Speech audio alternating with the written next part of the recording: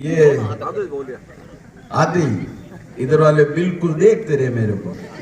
वापस भारत माता की जोश तो है, निश्चित रूप से आप हवाई यात्रा के लिए तैयार हैं।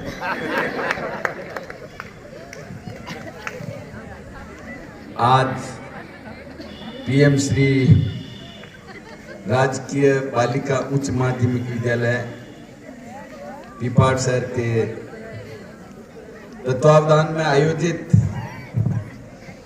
रोजगार मेला के इस कार्यक्रम में विराजमान हमारे यहाँ के उपखंड अधिकारी के रूप में नेमाराम जी, हमारे पार्टी के वरिष्ठ और अध्यक्ष राम किशोर जी, गणपति गोदारा जी, हमारे पूर्व प्रधानाध्यापक और यहाँ का स्टाफ, इनके सभी साथी गुरुजन, सामने स्टॉल पर जो आज रोजगार मेला है उसके अनुरूप विद्यालय से और ई मित्र के रूप में और वित्तीय सहायता के रूप में, ब्यूटिशियन के रूप में, ये आर्ट एंड क्राफ्ट के सारे अधिकारी और कर्मचारी और साथ में आए हुए हमारे इसी विद्यालय के हैं वो स्टार्स बाहर से हैं, तो उन सभी का मैं यहाँ पे हार्दिक आभार और धन्यवाद कि भाई जोधपुर में लगा है रोजगार मेला, और कभी कहते हैं कि वहाँ पे जयपुर में लगा है, कभी कहते हैं विज्ञान मेला लगा है। लेकिन अब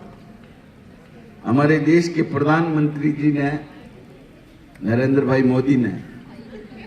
बच्चों में एक उद्यम के रूप में उनको कैसे उनकी कहीं तो सभी तो जरूरी नहीं है कि सरकारी अधिकारी कर्मचारी के रूप में आ जाएंगे, लेकिन उनको रोजगार कैसे मिले, उनको रोजगार के लिए ये जगह जगह एक छोटे विद्यालय में, पहले तो जब हम आप जैसे छोटे थे और पढ़ते थे स्कूल में, तो हमारे एक खेल का पीरियड आता था, एक उद्योग विषय का भी पीरियड आता था। उस पीरियड में हमें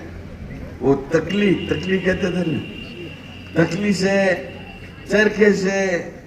वो सूत काटना, धागा बनाना हमें सिखाते थे। मिट्टी कुट्टी का काम जो अब तो आप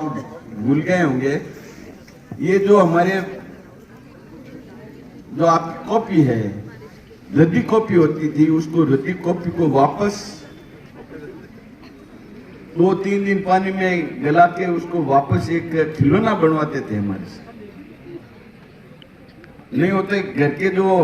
तगारी है ना, तगारी के रूप में एक उसको क्या कहते थे, ठाटिया बनवाते थे। अब आप ठाटिया में समझते ही नहीं है,